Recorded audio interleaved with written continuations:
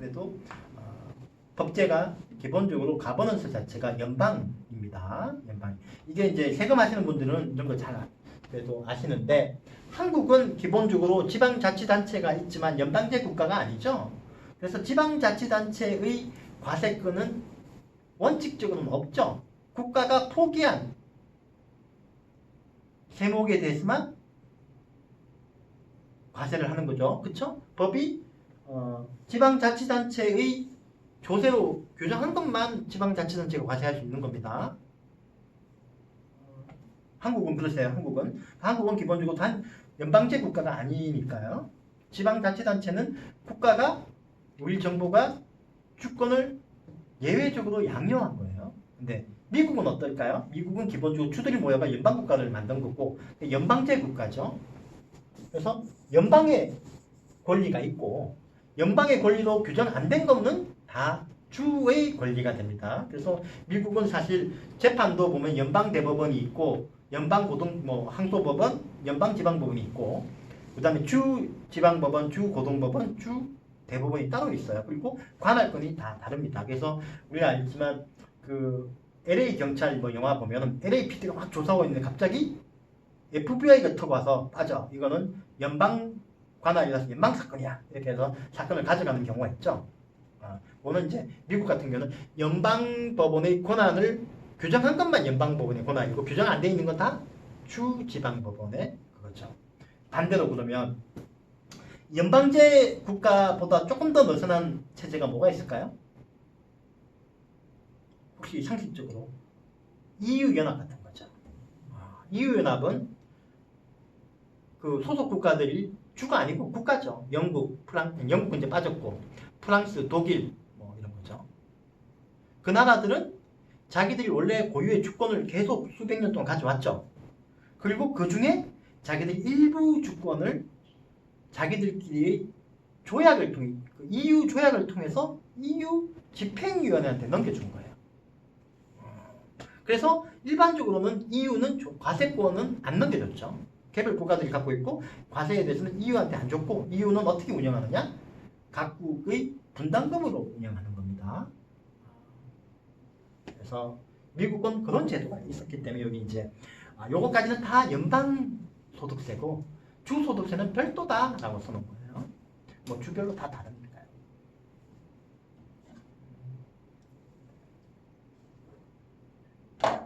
제가 이 EU 같은 경우는 특이한 게 제가 이제 조세하고 공정거래 두 개를 전문으로 하는데 조세는 기본적으로 EU 집행위원회에서 별 권한이 없어요. 다만 국가 간에 조세화돼서 지침을 주고 방침을 주고 이런 거 있지만 과세권은 EU 집행위원회가 없습니다. 근데 이제 공정거래 같은 경우에는 그게 큰 틀의 정책이 많잖아요. 그렇죠? 그렇죠? 그렇기 때문에 일단 각국이 조약을 통해서 기업결합이나 카르텔에 대해서는 상당 부분을 EU 집행위원회한테 권한을 포기하고 넘겼어요. 그래서 거기서 집행하는 거죠. 무역이나 이런 거는. 관세도 마찬가지고요.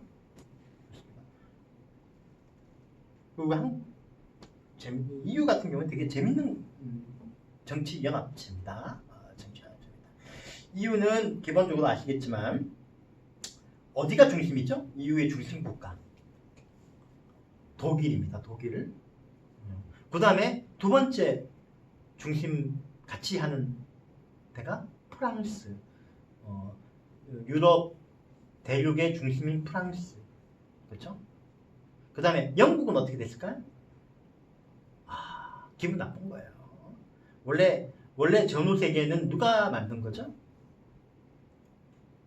그렇죠? 독일하고 일본하고 전쟁해가지고 미국 등 연합국이 이겼어. 미국.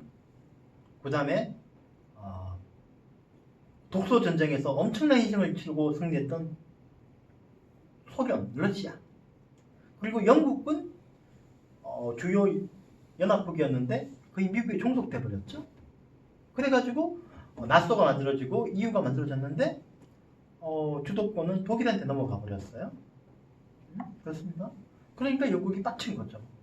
그러다가 자기들은 이거 어차피 바다로도 떨어져 있고 프랑스처럼 모든 국경이 다 튀어나오는 것도 아니고 프랑스는 기본적으로 대륙 국가니까 어쩔 수 없지만 우리는 안 해 이씨 이러면서 빠져나온 거죠. 특히 빠져나와 버리는 거죠. 기분이 나쁘고 그게 불리하다고 생각되고 너무 많은 노동자들이 해외에서 들어오고 이러니까 빠져나간 거죠. 그렇습니다. 독일은 경제적으로 아주 잘 나가는 나라인데 그래서 독일도 연방법 있죠. 독일도 아주 연방국가이고 연방법이라서 암호화폐를 법적으로 금융상품으로 간주하고 있고요. 1년 미만인 경우는 25%, 1년 이상인 경우는 자본소득세율에 따라서 하는데 장기로서는 독일은 장기 자본소득에 대해서는 면세거든요. 그리고 부가세는 아예 면제라고 해서 규정을 해놨습니다. 요거 보면 알죠? 독일은 암호화폐에 대해서 약간 우호적이죠. 영국은 어쨌든 간에 과세를 하고 있고요. 2019년 11월에 과세 기준을 발표했고 요거는 영국은 금융상품도 아니고 그냥 상품으로 분류해버리고 있고요. 법인세 과세하고 있고 소득세도 다 과세하고 있고요. 뭐 세금을 똑같이 냅니다. 요건 독일보다는 덜 우호적이고요. 프랑스는 암호화폐 투자를 얻은 수익은 법정화폐로 환전하는 순간 과세하는 원칙을 가지고 있고요. 그리고 부가가치세도 부과를 하고 있고 스위스는 전문적인 암호화폐거든 법인세 대상이고 마이닝 채굴 하는 거는 자영업 소득으로 지급을 하고 있고요. 그 다음에 암호화폐를 현금 또는 동산의 성격으로 간주하기 때문에 자본이득세를 아예 부과하지 않고 있고 그 다음에 암호화폐로 임금을 받거나 물건을 치르거나 이러면은 스위스 프랑으로 환산해 가지고 소득세를 부과하고 그 다음에 전문 투자자가 아닌 경우에는 이제 세금을 내지 않고요. 재산세를 부과하고 있는 나라입니다.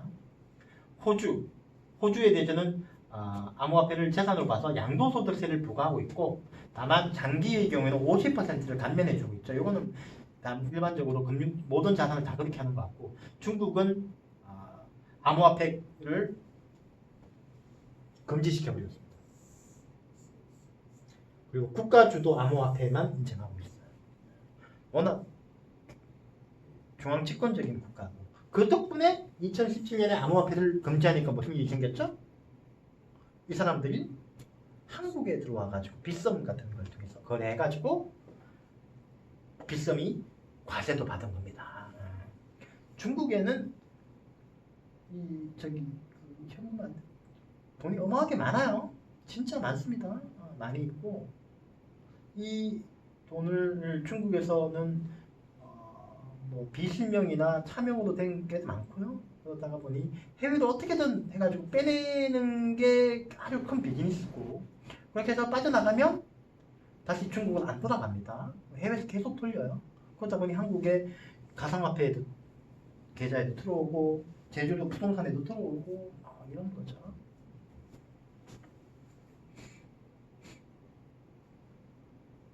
그렇습니다. 이걸 이제 한번 그냥 저도 국세청에서 예전에 근무를 했고 국세청에 이제 지금도 친구들이 많이 있는데 아주 옛날부터 한중 국세청장 교류가 있었거든요. 그냥 일하고 저희들은 일하고 국세청에 교류해서 중국으로 가면 중국 국세 공무원들은 엄청나게 손님 대우를 해주는 거예요. 자기 집에 초청도 파티도 하고 맨날 며칠. 저도 국세청 공무원 교류는 아니지만 중국 사람하고 이렇게 거래가 있어가지고 법률 자문 때문에 중국에 한번 방문해 본 적이 있는데 특징이 두 가지입니다. 첫 번째, 법률 자문 수수료는 무지하게 짭니다. 그건 무형 자산이 아니니까 돈을 안 주려고 해요. 나쁜 놈들이죠. 그 대신에 갔을 때 대접 제가 가면 일주일 동안 가면 저희 호스트가 일주일 동안 약속을 취소하고 접대를 해요. 그리고 자기 만날 사람이 있으면은 저와 같이 만나려고 하고 대우를 진짜 너무너무 잘해줍니다. 그렇지만 법률 비용은 나중에 안 줘요. 그런 사람들인데 중국은 그리고 부수입, 그 장부 외 소득 이런 게 너무 많아요. 그런 것들을 다 사실은 돌려야 되잖아요. 그게 이제 암호 자산을. 그래서 이 중국 같은 경우에는 암호 자산을 인정 안 하는 이유 중에 하나가 위안화 가치도 있고요. 또 하나는 이런 중국 내에 있는 너무나 많은 지하 경제 자금들. 그게 만약에 암호 자산이 활성화되면 감당이 안 되겠죠. 통제가 안 되겠죠. 아시겠지만 중국은 워낙에 이 국가 권력이 강하니까 일부 지방정부의 재무국장, 그러니까 지방정부 재무부 장관 같은 사람이죠. 그 사람이나 도시계획국장 뭐 이런 집을 쳐놨는데 지하가 파져 있고 지하를 보니까 금괴가 1조 원이 발견됐다. 뭐 이런 얘기가 나왔잖아요. 그러니까 그런 것들이 사실 암호자산 거래를 합법화시키고 활성화되면 더 흘러다니니까 이해가 되는 거죠. 일본 중에 가상화폐 세금이 가장 엄격한 나라고 마운트 콕스 파산 사태를 겪었던 나라입니다. 그래서 2017년 4월의 법에 따라서 가상화폐 투자 수익은 최대 55%의 세금, 이건 뭐 거의 세금 폭탄 수준입니다. 그리고 가상화폐에 대해서 특례가 전혀 없고 그냥 기본적으로 아예 일반 자산으로 봐가지고 과세를 하고 있는 경우고요. 현금화뿐이 아니라 모든 것에서 다 신고 대상으로 국가가 관리하고 있고 싱가포르는 사실 싱가포르도 기본적으로 금융 도시 국가이기 때문에 가상화폐에 대해서 좀 너그럽게 하더라도 국가 체제에 타격이 없고 오히려 이익이 더 크겠죠? 그렇죠? 그래서 아주 이거 보시면 나오겠지만 가상화폐에 대해서 아주 공격적으로 선제적으로 주도권을 쥐기 위해서 제도를 채택하고 있고 그 다음에 이란 이건 이상하더라고요. 갑자기 이란을 왜 지금 제 자료가 아니고 제가 인터넷에서 다운받았던 분의 그 자료고 제가 앞에 그 자료 출처를 표시를 해놨는데 그분이 이란을 또 이렇게 설명을 해놨더라고요. 그래서 이란도 뭐 불법으로 보고 있고 뭐 이런데 이란이 중심국가도 아니고 이란을 넣는지 그냥 우리 상식으로 하면 이란 가보신 분 없죠? 저도 이란 안 가봤는데 이란 사람들 좀 그냥 본 적이 있는데요.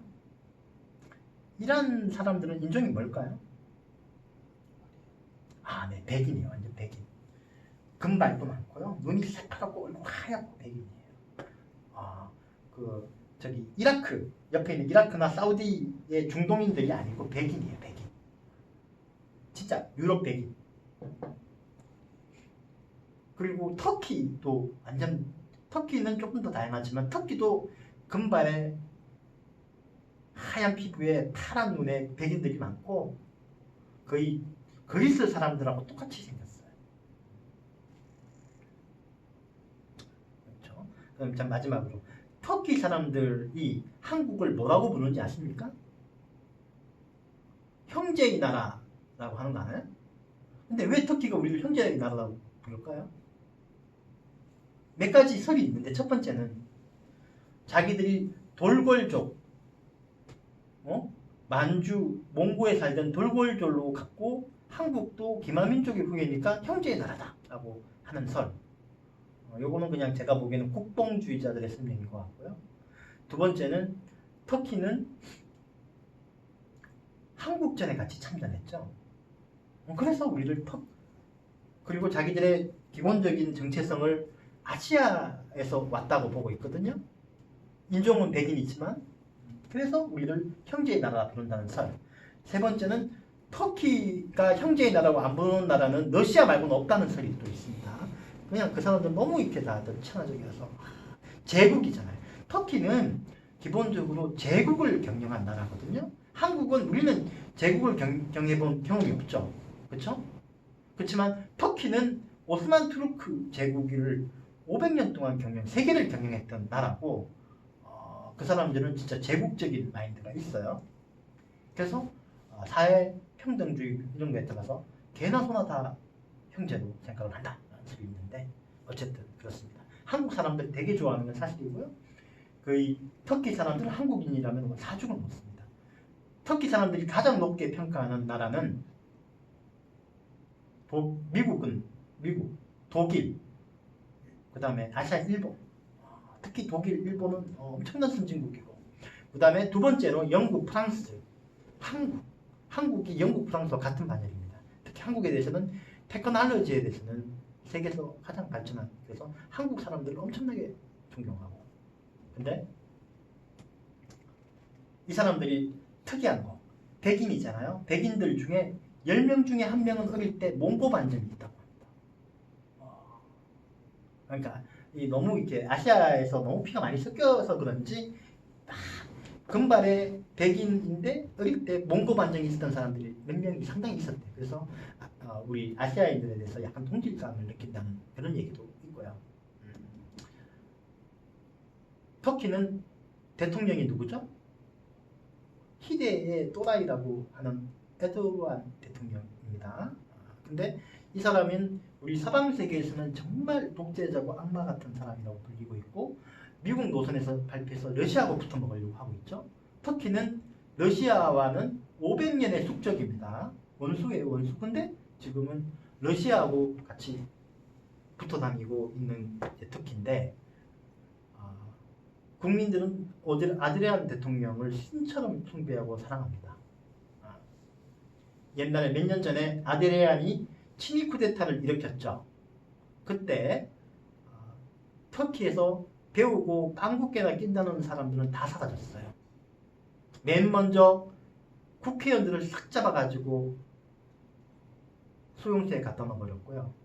두 번째로 헌법재판관과 관료들을 다 집어넣고, 그 다음에 판검사들 다 집어넣고, 마지막에는 대학 교수들을 다 집어넣고, 그 다음에 의사들이 반발하니까 의사들도 다 잡아가지고 했고. 그래서 터키에서 엘리트, 기본적으로 터키는 아주 계층화된 계급사회고 빈부격차가 아주 심하기 때문에 엘리트 계급들은 계속 대를 이어서 엘리트를 하고, 지방에 있는 사람들은 정말 못 살거든요. 그런데 이제 여기는 그냥 아드리안 대통령은 아주 민중적인 대통령이고, 그래서 사실 친민중적인 정책을 많이 폈는데, 터키가 생각보다 경제발전, 제조업이 발전이 안 됐고, 그 과정에서 기존 세력들이 엄청나게 반발을 일으켰습니다. 그리고 탈서방화 정책을 취하는 것도 엄청나게 반발을 일으켰고, 그래서 아드리안이 빡쳐가지고 친위 쿠데타를 일으킨 다음에 진짜 우리로 치면은 거기 지배층, 지식인, 엘리트들은 다 잡아가지고 수용소에 다 집어넣고, 제가 아는 헌법재판소 분이 얘기해 주셨는데, 본인들이 아시아 헌법재판소 협의회를 만들어가지고 터키하고 계속 헌법재판관들, 그 다음에 헌법재판소 공무원들 교류를 했는데 2년 전에 다 사라졌다고 하더라고요. 아무도 소식을 모르고 아마 수용소에 끌려갔겠죠. 그 정도 나라인데 그렇습니다. 오늘 뭐 얘기를 했는데요. 이란은 왜 들어간지 몰라요. 됐습니다. 그래서 여기까지 하고요. 이제 진짜 사실 다음 시간에는 핵심이죠. 2020 세법 개정안 언제 적용될까요? 언제부터? 보통 우리 세법 개정안은 우리 기간 과세 때문에 그런데 언제 통과 시행하죠? 보통은 2020년 12월에 해가지고 2020년 소득부터 과세를 하는 경우가 많죠. 약간 근데 불칙으로 이건 좀 심하다 그러면 내년으로 미루는 경우가 있지만, 보통은 기간 과세잖아요. 우리 헌법상 우리 기간 과세이기 때문에 보통 1월 1일부터 12월 31일까지 하고, 중간에 요때 과세에서 세율을 높인다든가 이런 것들 있죠. 아니면 과세 대상에 포함시키는 거, 요거는 소급 과세일까요? 아닐까요? 우리 헌법에서 소급 과세 아니라고 합니다. 근데 만약에 과세 기간이 완성이 돼서 납세 의무가 성립이 되고 난 다음에 과세에서 하는 거는 소급 과세죠. 그렇지만 과세 기간 중에 법을 바꿔서 세율 높이는 거는 소급 과세가 아니라고 보거든요. 그래서 위헌이 아닙니다. 다만 국민들이 반발이 심할 수 있기 때문에 불칙이나 이런 걸로 적용 시기를 뒤로 미루는 건 가능하지만 일반적으로 과세가 아니고요. 그래서 보통은 우리 세법은 이렇게 해가지고 그 연중에 세법 개정해가 시행시켜서 그 해의 세금까지 과세하는 일이 많아요. 물론 이제 여기서 나오는 블록체인은 그건 아니고 내년부터 그렇게 과세하겠다는 얘기이긴 하지만 그렇습니다. 어쨌든 간에 2020년 세법 개정안은 쉬었다가 진행하고 요거 끝나면 빨리 끝내는 걸로 하겠습니다. 네, 수고했습니다.